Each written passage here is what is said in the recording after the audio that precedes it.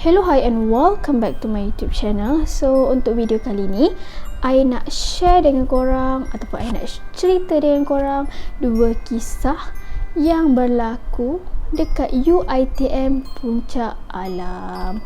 So mana-mana yang belum tekan button like and subscribe, kalau korang boleh tekan dulu button like and also button subscribe before korang proceed tengok video ni. So without wasting any time, let's roll the intro.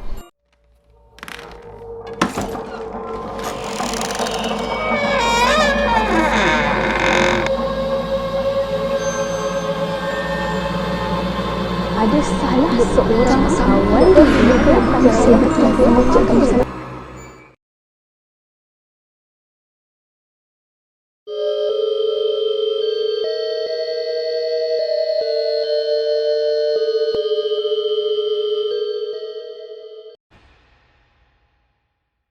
Kisah yang pertama ni sebenarnya terjadi ataupun diceritakan oleh Nas, dan terjadi dekat Nas, Alan dan juga Ina. Okey. Peristiwa ni berlaku waktu diorang bertiga ni tahun kedua dekat UiTM Puncak Alam. Okey. Kalau nak digambarkan lah, UiTM Puncak Alam ni sebenarnya sebelum dibinanya UiTM kat situ, kawasan tu adalah satu kawasan hutan. Korang pernah dengar tak cerita pasal jalan Puncak Alam? Dekat situ kan keliling dia hutan tu tak? Macam tu lah juga sebelum adanya UiTM tu, kawasan tu adalah satu kawasan hutan. Bila dah UiTM tu dibina, dekat UiTM tu juga dia ada satu bukit tau. Orang panggil Bukit Mini, Bukit Mini rahsia kat situ. Tapi si Nas ni cakap sebenarnya tak adalah rahsia sangat pun bukit tu, sebabnya ramai je student yang jogging, yang daki bukit tu. Okey, bukit tu nak kata tinggi tak adalah macam tinggi sangat. Dia macam okey lah. Kalau sebab korang boleh juga naik atas tu dengan motor. So korang rasa bukit tu tak adalah macam nak digambarkan tak berapa nak tinggi lah kan. And bukit tu juga dia berhadapan dengan cafeteria. Kafe lah kiranya. Kafe tu dia menghadap ke arah Bukit Mini tu. Okey. Nak dijadikan cerita, si Alan dengan si Ina ni adalah pasangan couple lah waktu tu. So Nas ni cuma kawan kepada Alan dengan si Ina ni. Okay. Waktu tu si Alan ni dia ajaklah Nas ni untuk teman dia dating dekat atas bukit tu. Kiranya Alan dengan Ina ni macam nak tengok matahari terbenam time tu. Okay. So Nas ni pun setuju je lah, dah si Alan ni ajak dia kan. So dia macam okey je lah. Dia pun tak ada pun nak keluar daripada UiTM tu. Kerana kat dalam tu jugalah diorang naik. So waktu tu diorang naik dengan motor tau. Kiranya Alan dengan si Nas ni naik satu motor, and Ina ni pula naik motor dia sendiri lah. Kiranya dua motor lah kat situ kan. Okay. Sampai je dekat atas bukit tu, diorang sampai around pukul 5 petang macam belah. So diorang pun ambil lah pot masing-masing nak tengok matahari terbenam ni. Alan dengan Ina lah berdua dan Nas ni seseorang. Okay. Waktu tu dah pukul 7.30 macam tu lah, dah maghrib. Tiba-tiba si Alan ni dia macam ada satu perasaan pelik tau dekat situ. Sebabnya selalunya dia kata diorang ni memang akan dengar laungan azan daripada masjid dekat UiTM tu. Kiranya bila tu memang pembesar suara tu memang dekat dengan bukit tu. Sebab bukit tu dia dekat dengan blok angsana tau. Kiranya siapa yang duduk dekat blok angsana tu memang akan dengar orang azan tu kuat gila. And satu kat situ si Nas ni dah pelik, kenapa dia tak dengar bunyi azan sedangkan time tu dah masuk waktu maghrib. Tapi dia macam tak endahkan sangat perasaan yang dia rasa tu. So waktu tu dia cubalah bagi tahu si Alan untuk turun. Sebab dia katalah, "Weh Alan, jomlah turun. Dah pukul berapa dah ni? Nanti kalau makin lambat lagi gelap susah nak turun. Sebab kat sini bukan ada lampu pun." Tapi si Alan ni dia macam tak endahkan sangat lah apa yang Nas ni cuba bagi tahu dia. Sebab dia time tu tengah syok tengok matahari terbenam dengan girlfriend dia kan. So dia lantak lah si Nas ni. Nas nak cakap apa semua kan. So waktu tu Nas ni macam ambil inisiatif untuk pergi dekat motor dan start motor tu lah. Okay. Waktu Nas ni cuba start motor tu sekali tak hidup. Sampai 5 kali ni still tak hidup-hidup juga motor tu. Okay, so 2 kali lah si Nas ni rasa something lah.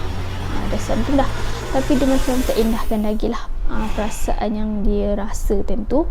So waktu tu juga si Alan ni dia dia keep on try untuk hidupkan motor tu juga, even though motor tu still tak hidup, tapi dia try lah, kira macam dia usaha juga untuk hidupkan, tapi still tak boleh juga.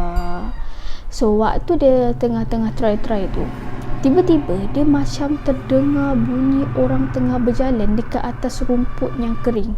Bukan rumput kering, daun kering. Daun kering. Korang tahu tak kalau daun kering yang warna coklat tu kan, kalau korang jalan kan, dia macam bunyi kan, tapak kaki krok macam tu kan. Time tu lah si Alan ni dia dengar bunyi tu, tapi dia macam pelik siapa je yang jalan waktu gelap-gelap, tak nampak apa, tak ada lampu, satu lampu pun tak ada kan. Tentu dia rasa samping. Dia ingat dia seorang je dengar. Tiba-tiba si Alan dengan Ina yang dekat depan dia tu pandang dia. Kiranya diorang bertiga ni dengar benda yang sama, macam ada orang tengah jalan dekat atas daun kering.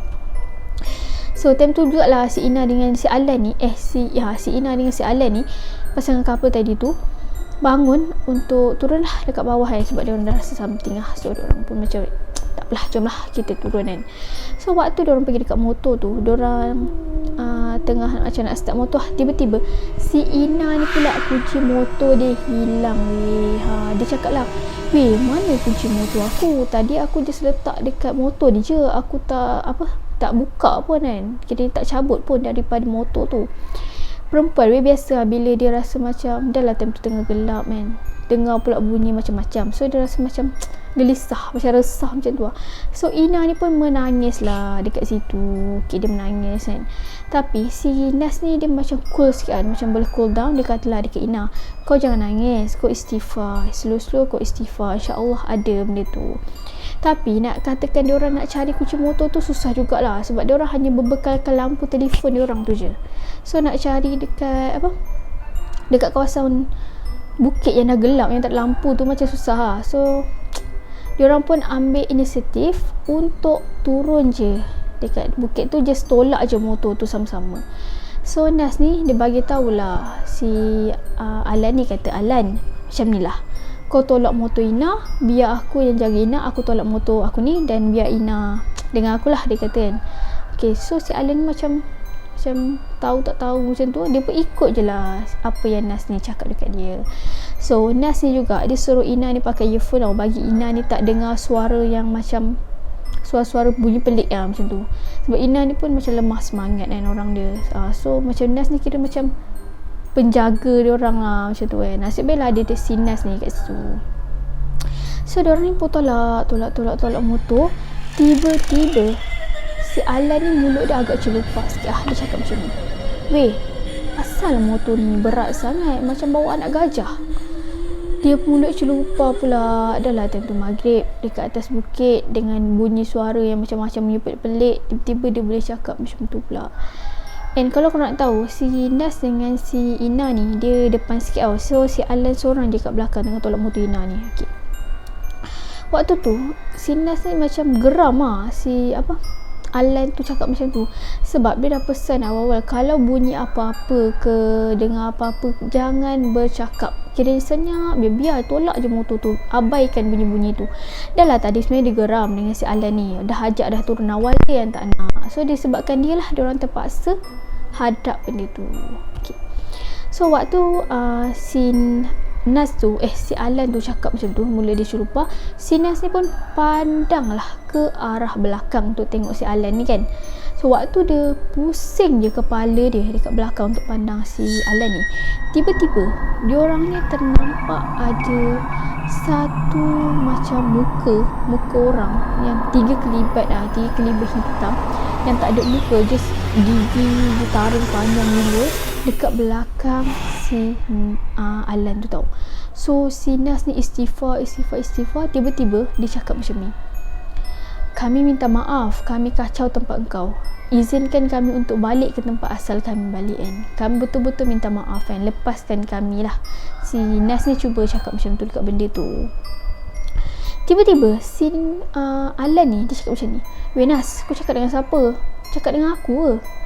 Lagilah time tu si Nas ni geram dengan si Alan ni, dah cakap dah jangan cakap apa-apa, tapi dia Itulah dengan mulut dia macam tu, dia cakap juga dekat si Nas ni.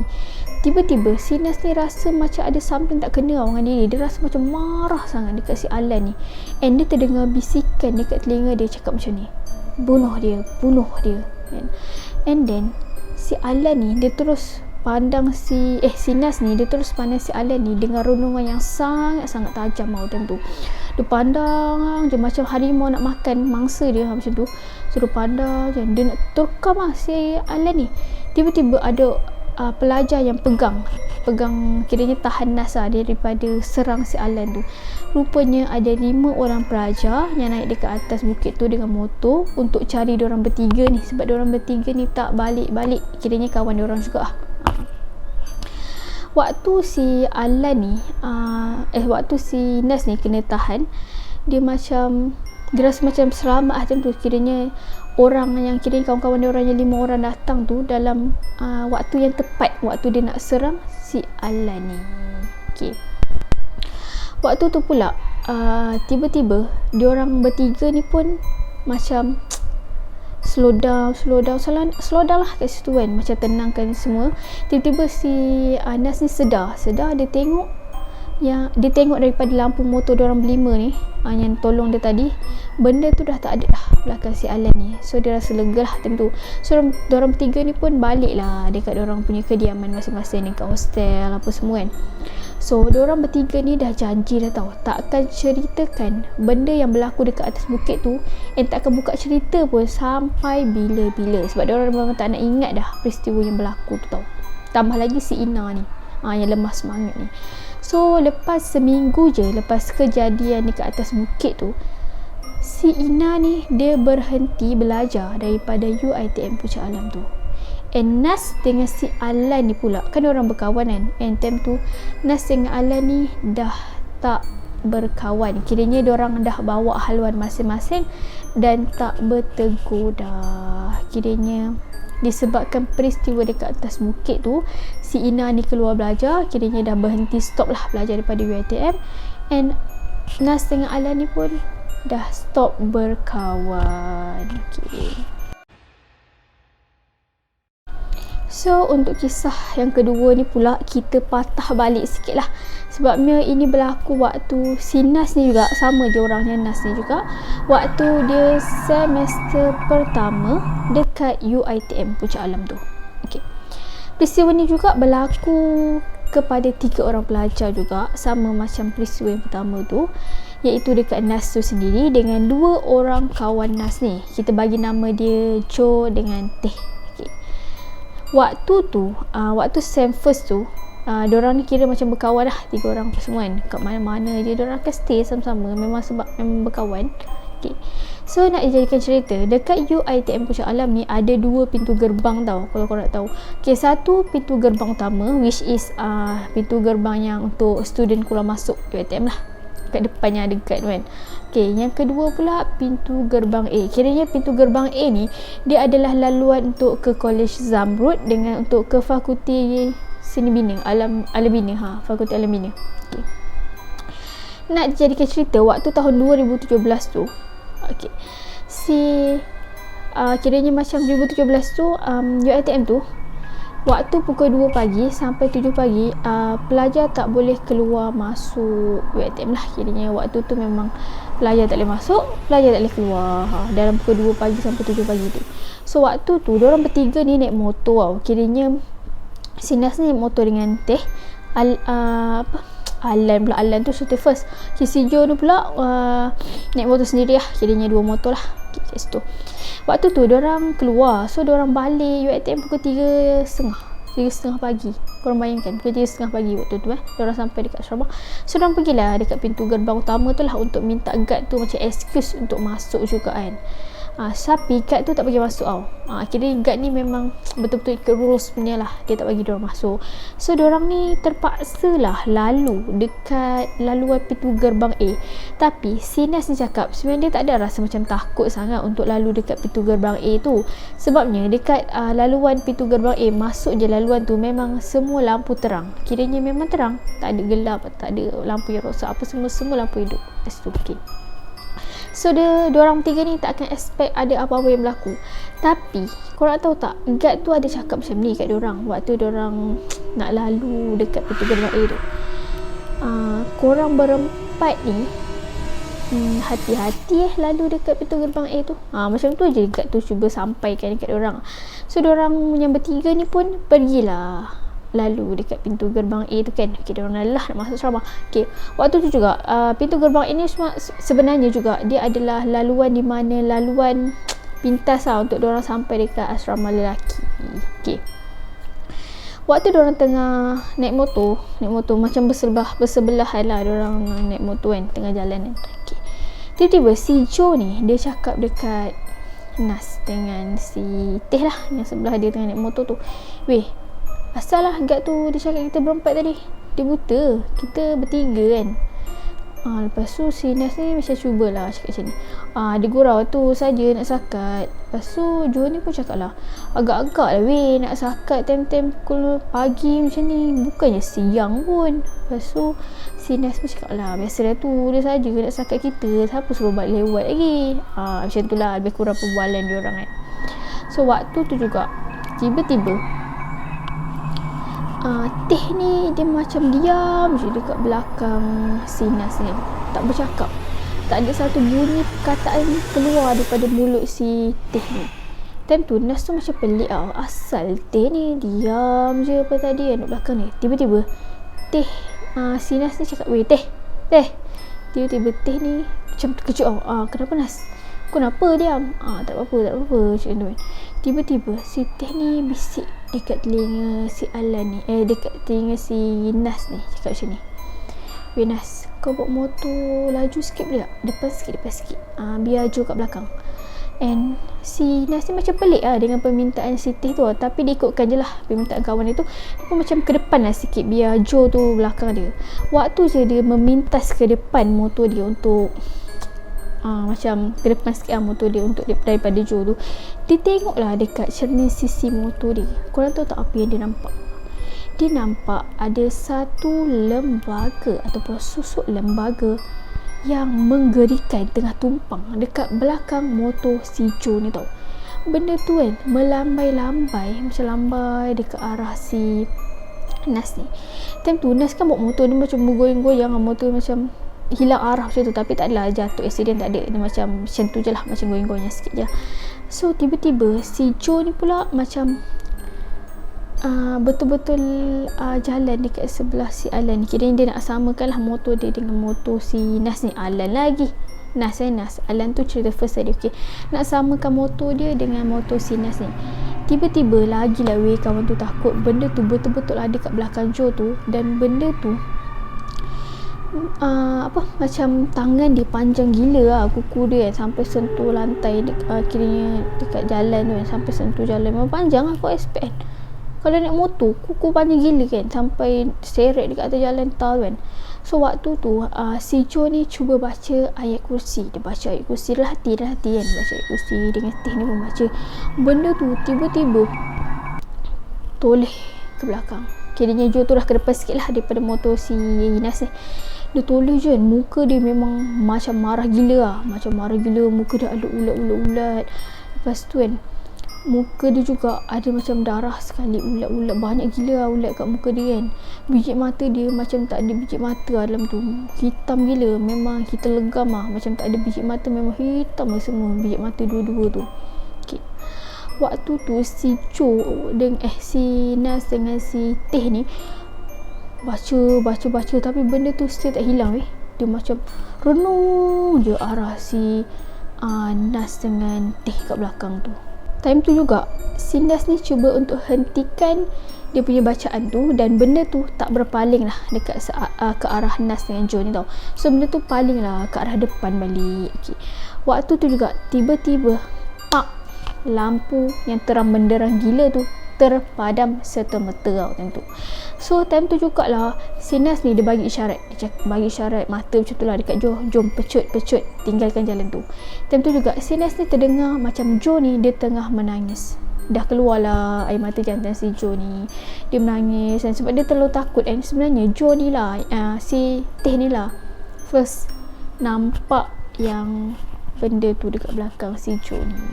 So waktu tu jugalah diorang pecut laju gila tinggalkan jalan tu, dan diorang pun sampailah dekat library dekat UiTM tu lah, sebab diorang nampak tentu ramai juga pelajar yang masih study dekat library tu. So diorang macam tak ada rasa macam takut sangat kan. So diorang stop lah dekat library tu, diorang cool down kan diri diorang apa semua, macam istighfar, cuba tenangkan diri. And time tu juga si Nas ni dia tenangkan si Joe ni yang dalam si Teh ni yang dalam keadaan yang takut gila lah.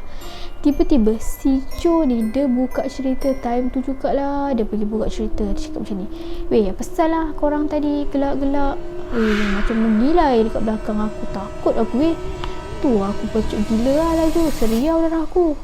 Tiba-tiba si Teh dengan Nas saling berpandangan. Masa bila kita orang gelak, kau tak dengar ke tadi benda tu yang gelak?